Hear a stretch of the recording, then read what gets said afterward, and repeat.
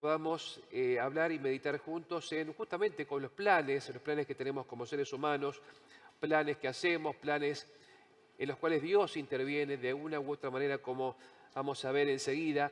Ustedes saben que hace unos años atrás, unos 40 años atrás, 35 o 40 años atrás, se puso en boga un género literario que era la hiperficción explorativa. Un género que dio lugar a libros titulados o llamados comúnmente librojuegos, en los cuales el lector iba avanzando en la lectura y en cierto momento tenía que tomar una decisión. Y entonces se planteaba allí, si decide tal cosa, vaya a tal página, si decide tal otra, vaya a tal página, si tiene la otra opción, vaya a la otra página. Y en base a sus decisiones se iba, bueno, desarrollando el argumento del libro o el argumento de ese relato o de esa historia, de forma tal entonces que, bueno, el lector era constantemente desafiado a tomar una decisión y, en el caso de que su decisión fuera incorrecta, bueno, tenía que retroceder a tal página para retomar el camino y para retomar el rumbo. Esta serie de libros se publicó primero por un sello británico llamado Bantam Books, del año 79 hasta 1998. Este sello sacó libros de hiperficción explorativa. Las primeras traducciones se hicieron en 1980 en México, en Editorial Terracota de México, y después acá en Argentina, desde el 84, fueron publicados por Editorial Atlántida.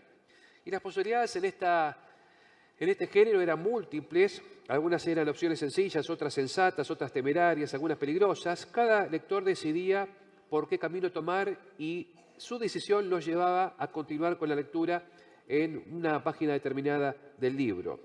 No había opciones, digamos, acertadas o desacertadas, todas eran posibles y el desarrollo de la historia te iba diciendo si tu decisión había sido buena o no tan buena. En estos libros, de Elige tu propia aventura, esta historia estaba narrada de tal forma que entonces el protagonista era el lector. El lector era protagonista de la historia más que, bueno, el personaje principal del que estuviera leyendo. Cada opción enviaba al lector entonces a alguna parte del libro, pero la vida, nuestras vidas, tu vida, mi vida, no es hiperficción explorativa, no es un juego, y la vida no es como esta serie de libros que se hicieron populares hace 30, 40 años atrás, no. Nosotros contamos con la ayuda de Dios para hacer decisiones, para hacer planes, pero muchas veces esos planes que hacemos o esas decisiones que tomamos traen consecuencias que no muchas veces pueden repararse. Algunas consecuencias, algunas decisiones son irreparables. ¿Qué ocurre entonces en esto? El ser humano hace planes, Dios también puede intervenir, pero ocurre que el problema está cuando Dios traza planes y expresa planes claramente al ser humano y el ser humano entonces, bueno, tiene esa rara habilidad producto del pecado que es la de arruinar los planes tan buenos de Dios expresamente declarados a cada uno de nosotros. Algunos ejemplos de esto, cómo los seres humanos han arruinado buenos planes de Dios claramente expresados. Uno de ellos vamos a buscar en 2 Reyes capítulo 20 y el versículo 1. 2 Reyes capítulo 20, versículo 1. Bueno, claro que sí, Dios a veces tiene planes que no siempre son del todo, bueno, agradables o fáciles de aceptar. Fíjense si no el caso de 2 Reyes 21. Claramente, Dios tenía un plan para Ezequías y se lo expresó por medio del profeta Isaías. Y dice allí, 2 Reyes 21, ¿cuál era ese plan? Dice el texto, en aquellos días Ezequías cayó enfermo de muerte. Y el profeta Isaías, hijo de Amós, fue a verlo y le dijo, Jehová dice así, ordena tu casa porque vas a morir, ya no vivirás. ¿Cuál era el plan de Dios para Ezequías? Allí lo tenemos claramente en la pantalla, ¿no? Ordena tu casa porque vas a morir. Ordena tu casa porque vas a morir y ya no vivirás. Claro es que sí. El plan de Dios para Ezequías era que él muriera en ese momento. Pero Ezequías no tenía ningún plan para morirse, como no lo tenemos casi ninguno de nosotros. Felizmente quería él vivir, tenía muchas cosas por hacer, estaba en un buen momento. Bueno, creía que se podía recuperar, Dios le había manifestado su misericordia muchas veces, liberándolo del poder de Asiria, ni más ni menos, recientemente. Así que él quería seguir viviendo, quería, bueno, y justamente insistió a Dios para que Dios le diera más vida, más vida. Así que insistió, Dios alargó su vida, 15 años, y en esos 15 años entonces pasaron dos cosas trágicas para Ezequías y para el resto de la historia del pueblo de Judá. Esas dos cosas fueron que nació su hijo Manasés, uno de los peores reyes que tuvo Judá, en esos 15 años de sobrevida, y otra de las cosas fue que recibió a los babilonios, admirados porque Dios hizo retroceder el sol como señal de su curación, y entonces Ezequías no tuvo mejor idea que mostrarle todos sus muchos tesoros, y así se generó, bueno, la codicia de los babilonios, que luego al tiempo, unos años después, bueno, codiciaron y saquearon todos los tesoros del reino de Jerusalén. El plan de Dios era que Ezequías muriera en un buen momento, que no arruinara su legado. Sin embargo, Ezequías, al insistir por esto, arruinó el plan que Dios tenía para él. Dios tenía también un plan para uno de sus sucesores, Josías, el rey Josías. Vamos a ver allí de este plan en 2 Crónicas 35:20. 2 Crónicas 35:20 nos hace ver el plan bondadoso, el plan sabio de Dios para Josías. Pero Josías, así como Ezequías tuvo la habilidad de arruinar el plan de Dios, también Josías tuvo la rara habilidad que siempre tenemos los seres humanos de arruinar los planes de Dios claramente expresados, claramente declarados. Fíjense, 2 Crónicas 35:20. Después de todas estas cosas, luego de haber reparado Josías la casa de Jehová, en un buen momento, estaba Josías habiendo reparado la casa, se generó un reavivamiento, se redescubrió la ley, se enseñó la ley al pueblo. Josías Dios le había puesto para un reavivamiento espiritual para el pueblo, un rey espiritual, un rey que enseñara la ley al pueblo, después de tanto tiempo que había estado oculta, que había estado perdida. Bueno, dice que después de esto Josías, después de que hubo reparado la casa de Dios, Necao, rey de Egipto, subió para hacer guerra en Carquemis, junto al Éufrates, y salió Josías contra él, lo cual Dios no le había mandado. Dios le había puesto a Josías para ser un rey guerrero como David, era para otra cosa que Dios le había puesto a Josías. Y entonces fíjense que dice aquí que Necao le envió mensajeros a decirle: ¿qué tengo yo contigo, rey de Judá? No vengo hoy contra ti, sino contra la casa que me hace la guerra. Y Dios me ha dicho que me apresure. Deja de oponerte a Dios, quien está conmigo, no sea que Él te destruya. El plan era claramente expresado. Dios le había ordenado a Necao que vaya contra Babilonia en Carquemis. Y así, venciéndolo o batallándolo, poner como un freno, un tapón al avance de los babilonios contra el pueblo de Judá. Pero, dice el texto bíblico, versículo 22-23, Josías no se retiró, sino que se disfrazó para darle batalla. Y no atendió a las palabras de Necao que venían de la boca de Dios. Así que fue a presentarle batalla en el campo de Meguido, y los arqueros tiraron contra el rey Josías. Entonces dijo el rey a sus siervos: sacadme de aquí porque estoy gravemente herido. Se metió en una guerra ajena, se disfrazó, se metió donde no le correspondía, fue contra un plan de Dios que era, que Egipto fuera contra Babilonia y así equilibrar ese equilibrio delicado geopolítico del antiguo cercano oriente. No hizo caso. Josías fue a una batalla ajena, cortó su reinado y con eso apuró el declive de la nación, que después de eso fue con una serie de 4 o 5 reyes más, reyes, muchos de ellos, y vino el declive, vino el colapso. Jeremías endechó, o sea, compuso un canto fúnebre lamentando esta muerte innecesaria. Dice 2 Crónicas 35-25 que Jeremías endechó en memoria de Josías. Todos los cantores y cantoras recitan estas lamentaciones sobre Josías hasta el día de hoy, hasta el momento que fue escrito esto, por supuesto. Y las tomaron por norma para endechar a Israel. Están escritos en el libro de los lamentos. O sea, el canto fúnebre de Josías fue una tragedia nacional, tan lamentable que fue la norma y el molde para todos los funerales de ese tiempo. Fíjense. Y Dios tenía un plan para él y Josías arruinó el plan de Dios claramente expresado, que era: no te metas, esto es algo entre el faraón y el de Babilonia. Y así entonces se dio un gran llanto donde Josías fue herido en el valle de Adad Rimón. El llanto de Adad Rimón en el valle de Meguido hace referencia a ese lamento de una muerte innecesaria. una muerte necesaria, que llega a ser, después en Zacarías, un anticipo de la muerte de los pecadores, ¿sí? Al fin del tiempo, pecadores que pudieron ser salvos, pero que decidieron pagar innecesariamente por su propio pecado, contando ellos con un Salvador. Otro más que tuvo esa habilidad, entre comillas, habilidad para arruinar los planes de Dios claramente expresos, fue ni más ni menos que San Pablo. Fíjense ustedes el caso allí en Hechos 21:10. Hechos 21:10. Allí, bueno, Dios había puesto a Pablo para que vaya y testifique y predique ante los gentiles, o los judíos en tierra gentil, o aún los reyes o los emperadores. Sin embargo, Pablo porfió y fue contra el plan de Dios, metiéndose en el ojo de la tormenta y metiéndose directamente en Jerusalén, donde estaban sus archienemigos.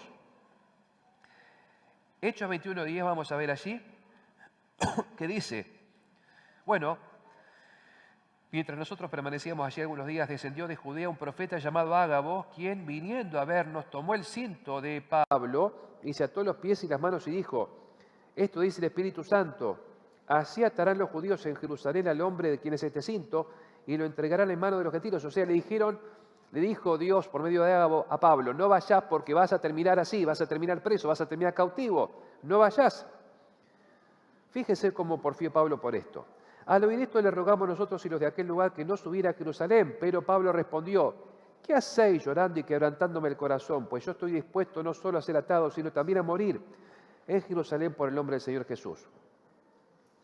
¿Cómo terminó la historia? Lógicamente, como Dios había anticipado, Pablo prendido, escándalo terrible en el templo, de ahí preso y nunca más recupera la libertad, aunque Dios utilizó todo este periplo final de Pablo para que él testifique ante gobernadores y ante el mismo emperador en Roma. Pero fue necesario, acortó innecesariamente su ministerio, arruinando el plan de Dios claramente expreso que era no te metas en Jerusalén.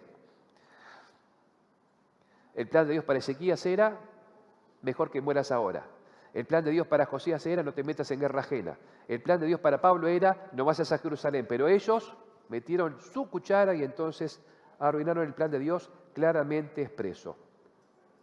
Sin embargo, felizmente nuestro buen Dios tiene también esa habilidad y sabiduría superior para intervenir en los planes nuestros y, de entre comillas y muchas comillas, arruinar los planes humanos para que lleguen a ser planes según su voluntad. Dios tiene esa habilidad de encaminar para bien los malos planes que los hombres hacen, los planes que los hombres hacen en contra de su obra, de su pueblo. Fíjense si no el caso claro y típico de José, vendido por sus hermanos a Egipto. Pero ¿qué hizo Dios con José en Egipto? Preparó el camino para salvar a esa familia grande de Jacob del hambre y, bueno, tener un lugar donde el pueblo pudiera explotar demográficamente, multiplicarse y llegar a ser no una familia grande, sino una nación, una verdadera nación. En Génesis 50:20 podemos leer que reflexionando, ya teniendo todo el recorrido, dice José a los hermanos y a todos nosotros hasta hoy, dice Génesis 50:20, vosotros pensasteis contra mí, mal contra mí, mas Dios lo encaminó para bien, para hacer lo que vemos hoy, para mantener en vida a mucho pueblo. Sí, eso es lo que Dios hace, ¿no es cierto? Encaminó para bien los planes malos, los planes malintencionados de los hermanos de José, que eran o matarlo primero o después de hacerlo desaparecer para nunca más verlo. ¿Acaso no sabemos, como tantas veces hemos leído en Romanos 8:28, que a los que aman a Dios, ¿qué ocurre con eso? Todas las cosas les ayudan a bien, a los que conforme a su propósito han sido llamados. Dios tiene esa habilidad para que los malos planes del ser humano contra otros o de los enemigos de su causa, contra su pueblo, encaminarlo para bien. Otro caso muy típico de esto es cómo Saúl persigue a David por largos años. Lo persigue para eliminarlo, lo persigue por celos, lo persigue, creía él, en defensa propia, porque veía a David como una amenaza. Pero en esas persecuciones lo estaba fogueando para que David resultara ser luego mejor rey que él mismo. Y el primero de una dinastía mejor que la que él había fundado, que la dinastía del rey Saúl. Fíjense 1 Samuel 26:25.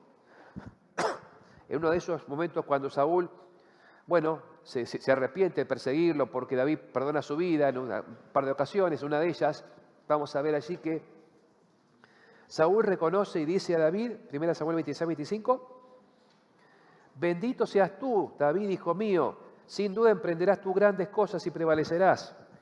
Entonces David siguió su camino, Saúl regresó a su lugar. Bueno, ya David no le creía mucho a Saúl, así que nunca más se vieron en vida.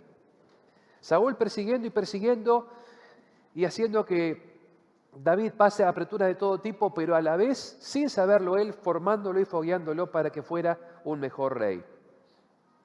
Y también los fariseos fueron el primer poder que persiguió a la naciente iglesia que se había fundado después de la resurrección de Cristo. Fíjense ustedes cómo esa naciente iglesia empezó a ser perseguida y en esa persecución se empezó a desparramar y a multiplicar. Hechos capítulo 11, versículo 19, vamos a ver cómo nuevamente Dios, esos malos planes que hace el hombre contra sí mismo, contra su voluntad, Dios los tuerce para bendición. Hechos 11, 19, van a ver ustedes allí, que dice que los que habían sido perseguidos, o esparcidos, perdón, a causa de la persecución, los que habían sido esparcidos a causa de la persecución que hubo con motivo de Esteban, pasaron hasta Fenicia, Chipre, Antioquía, sin hablar a nadie la palabra, sino solo a los judíos. En esa primera persecución se empezaron a desparramar. El mensaje llega a Antioquía, entre otros lugares. Antioquía llega a ser una base misionera muy importante, que es la que da puntapié a los viajes de Bernabé y Saulo. Así que fíjense la bendición que resultó en esa persecución. Se desparramaron y allí el mensaje empezó a multiplicarse. Bueno, claro que sí. Los malos planes Dios los encamina para bien. Así como el hombre los buenos planes de Dios los arruina, sí, Dios esos malos planes los encamina para bien. Pero los seres humanos no solamente hacemos malos planes, o planes en contra de enemigos, o en contra de uno mismo, buscando lo bueno. También los seres humanos a veces con buena intención hacemos buenos planes para la obra de Dios, buenos planes para nuestra familia. No solamente buscamos lo malo, las buenas personas por lo general hacen buenos planes. Nosotros, como hijos de Dios, hacemos buenos planes para nuestra iglesia, para nuestros hijos. Fíjense ustedes el plan que tuvo el rey David. Un hermoso plan. Primera Crónicas 17, 1 al 4. Y Dios entonces, cuando el ser humano tiene buenos planes y buenas intenciones, Dios también interviene ahí para que eso sea mejor todavía de lo que esa persona se propone hacer. ¿Sí? Primera de Crónicas capítulo 17, versículo 1 al 4. El plan de David era construir, ¿qué cosa? Un palacio para él. Ya tenía. ¿Qué quería construir? Un templo para Dios. Y decía, como yo habito en casa de cedro y el Señor está en una carpa. No puede ser. Dice así que viviendo ya David en su casa, dijo el profeta, mira, yo habito en casa de cedro mientras el arca del pacto de Jehová está bajo cortinas. Y Natán dijo a David, haz todo lo que está en tu corazón porque Dios está contigo. Natán aconsejó según lo que, creía que era lo correcto. Pero aquella misma noche vino palabra de Jehová a Natán diciendo, ve y di a David mi siervo, así ha dicho Jehová, tú no me edificarás casa para que yo habite. Esto habrá sido un golpe para David. Él amaba a Dios, él quería regalar a Dios una casa mejor que la suya y Dios le dice, tú no me edificarás casa. Y le dice, ¿por qué? Fuiste un rey guerrero y yo te puse para otra cosa. Le dejó hacer acopio de algunos materiales, pero el plan de Dios era que la casa fuera hecha por Salomón. ¿Y por qué por Salomón y no por David? Porque Salomón iba a tener paz, cosa que no tuvo David, porque Salomón iba a tener mucho más plata que David, iba a ser una casa mucho más gloriosa que la que podía haber hecho David, y porque Salomón iba a enseñar con su sabiduría, ¿sí? Iba a traer a las naciones para conocer entonces a Dios en esa casa. Era un plan mucho más vasto que el que tenía David Y así como Dios interviene en los buenos planes para que esos planes buenos que los seres humanos hacemos o con buenas intenciones sean mejores. Fíjense ustedes otro plan que en los cuales Dios intervino. Un plan que tenía Pablo, buen plan que él tenía era llegar a Bitinia, avanzar con el Evangelio en Bitinia. Hechos 16, 7. Hechos capítulo 16, versículo 7. ¿Qué mejor plan puede haber que introducir el mensaje en una localidad? Que abrir obra en una localidad. Y eso es lo que quería Pablo. Bueno, llegar a Bitinia. Dice Hechos 16, 7, que cuando llegaron a Misia intentaron ir a Bitinia, pero el Espíritu no se los permitió. ¿Cómo puede ser esto que el Espíritu Santo cierre las puertas de un lugar? ¿Por qué lo hace? Porque antes quiere que se llegue a otro lugar. Hay un orden que Dios conoce en su providencia, lugares que están más preparados que otros, que están más receptivos que otros. Y entonces, como no se lo permitió, pasando junto a Misia, descendieron a Troas, y una noche Pablo tuvo una visión, así en Troas, ¿no es cierto? Y en esa visión un varón macedonio estaba en pie rogándole y diciéndole, ¿qué cosa? Pasa a Macedonia y ayúdanos. El lugar era Macedonia, el plan era bueno, ir a Bitinia, abrir el Evangelio en Bitinia. Pero, bueno, había un lugar que estaba primero, era Macedonia. ¿Y por qué Macedonia primero? Macedonia, vemos en la historia restante del Nuevo Testamento, fue una iglesia muy buena, pobre en recursos materiales, pero generosa y rica en fe, y fue una buena base de apoyo para Pablo en el resto de su ministerio y aún para los hermanos de Judá que estaban empobrecidos por el hambre. ¿Sí? Macedonia fue una base importante para el ministerio de Pablo y aún para la iglesia original allí en Jerusalén. Así que nosotros, como hijos de Dios que hacemos buenos planes, sabemos que Dios también puede intervenir en esos planes para que sean mejores y para que sean mayores. ¿Estamos dispuestos a que Dios nos trunque planes como a Ezequías le hizo en su momento? ¿Sí? Como intentó hacerlo con Ezequías. ¿Estamos dispuestos a que Dios, los buenos planes que hacemos para nosotros, para nuestros hijos, para la obra de Dios, los modifique, intervenga en ellos para que sean mejores y mayores? ¿Qué planes tenemos para tus hijos? O para tus nietos. Casi siempre los padres tenemos planes para nuestros hijos y es que les vaya mejor que a nosotros. Que tengan casa si no tuvimos nosotros, que estudien si no podemos estudiar nosotros, que hagan plata si no podemos hacer nosotros. Es así, siempre es así. ¿Qué planes tenemos nosotros respecto de nuestros hijos?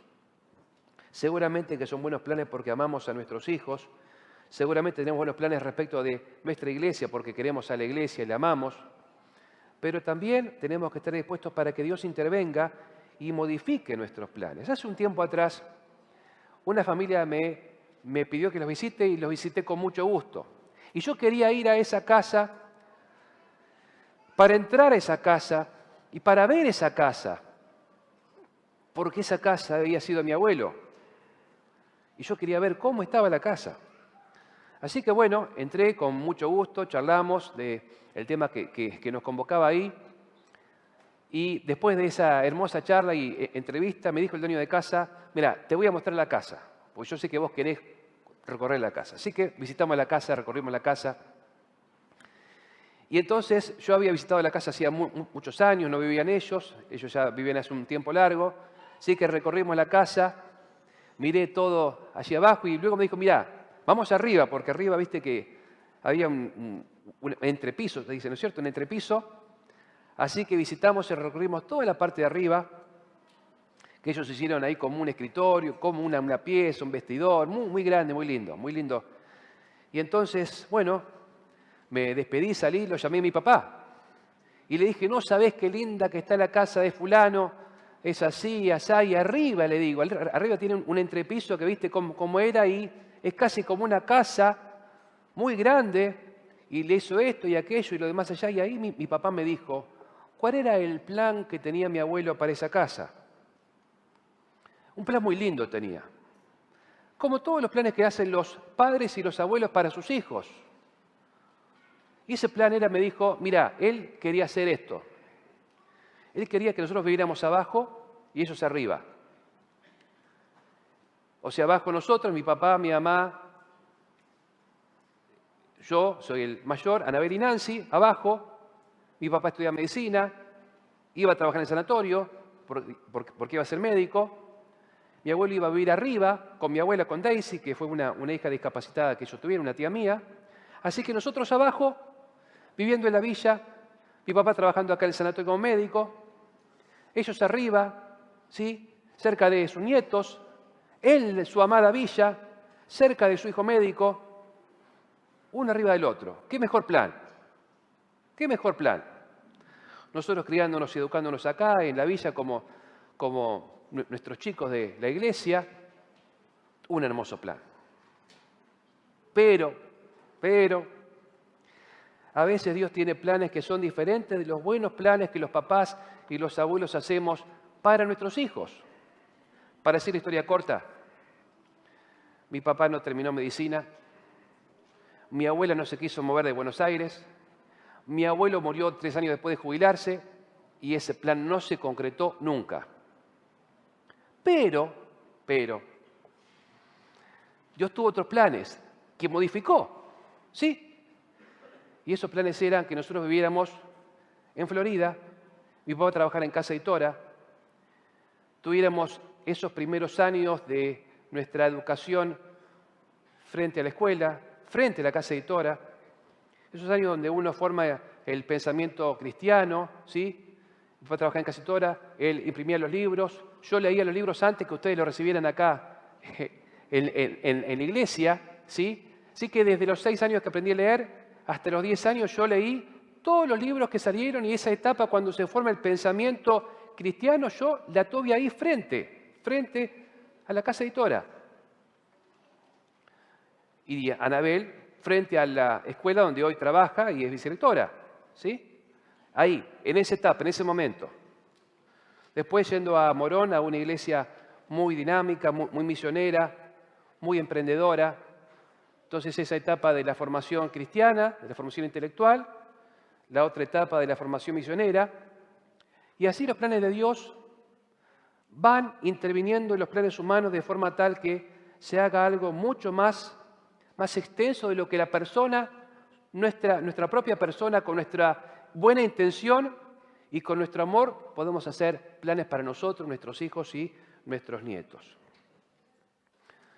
Está todavía pendiente el reencuentro y que Daniel sepa qué pasó con su plan y cómo se desenvolvió todo. Mientras tanto, yo me pregunto si algunos de ustedes estarían dispuestos a que sus hijos o sus nietos vayan por un camino totalmente diferente del que ustedes planificaron para ellos. Ustedes quizá quieran o anhelan que sean un médico, o sea un profesor o un profesional, o trabaje en su oficio, o se vaya a vivir afuera porque acá cada vez está más difícil. Y quizá Dios tenga un plan y un propósito completamente diferente. ¿Estamos nosotros dispuestos a que nuestros hijos, nuestros nietos, ¿sí?, vayan por un camino completamente diferente que el que nosotros queremos para ellos? Que básicamente es que vivan mejor que nosotros, o que tengan la casa si no tuvimos nosotros, que estudien si no estudiamos nosotros, o que hagan más plata si nosotros no hicimos tanta, ¿sí? Y siempre va a ocurrir que Dios va a tener un plan para cada persona. Dios necesita que haya personas en las iglesias a las que le vaya bien y que progresen y prosperen porque la obra siempre va a necesitar, hasta que Cristo venga, de buenos diezmantes. Eso siempre. Pero Dios también va a necesitar siempre que haya personas y familias que ofrenden a sus hijos para que sean, aún contra su voluntad, un profesor, que tanta falta hacen, o un director de escuela adventista, que tanta falta hace, o un pastor, que también tanta falta hace. Y yo sé que acá no es sencillo, no es fácil que por lo general la villa genere vocaciones misioneras. De hecho, siempre digo que el último pastor que criado en la villa que salió fue hace 15, 16 años. la villa da un pastor cada 15 o 20 años. ¿Cómo me gustaría a mí que el día de mañana encuentre de esta iglesia o de mis iglesias a algunos chicos que me digan, yo quise ser un misionero, un profesor, un pastor, por lo que vos me instilaste en esos años aquí? ¿Cómo me gustaría que eso fuera así? Me encantaría. Pero yo no soy el que decido, ni vos sos el que decidís, porque en definitiva hacemos planes y Dios es el que va marcando el camino, teniendo la capacidad de intervenir en los planes humanos, ya sea para encaminar hacia el bien en los malos planes que hacen contra suyo y su obra, o mejorar y extender los planes buenos que tenemos nosotros para nuestros hijos, para nuestros nietos, para nuestros amados. ¿Será que estamos dispuestos nosotros a pedirle a Dios que nos haga entender y nos enseñe el camino en que tenemos que andar para que Él fije sus ojos sobre nosotros, tal como lo dice el Salmo 32:8? ¿Será que nosotros vamos a pedir a Dios en oración, como hemos leído recién, que el Señor cumpla su propósito en nuestra vida, como dice el Salmo 138:8? No vayamos a arruinar los planes de Dios claramente expresados en su palabra, como primera medida. Estemos dispuestos a que Dios intervenga en nuestros planes para que nosotros y nuestros hijos podamos ir realmente al camino y a la obra que Dios ha trazado, porque su palabra dice en Efesios 2:10 que somos creación suya, creados en Cristo Jesús para buenas obras que Dios preparó de antemano para que anduviésemos en ellas. Y nunca es tarde para encarrilarnos en ese camino, en ese rumbo, en ese propósito que Dios tiene para nuestra vida. Si el propósito de Dios para tu vida, para tus hijos, es que sea un buen laico, un laico fiel, que apoye la obra de Dios donde esté, amén. Si el propósito de Dios es que vos entregues tu hijo para que se vaya a vivir lejos y para que gane menos plata de la que vos quisieras porque va a ser un misionero, amén. Si vos estás dispuesto a hacer esto, el premio y la recompensa será inmensa. Dios te bendiga.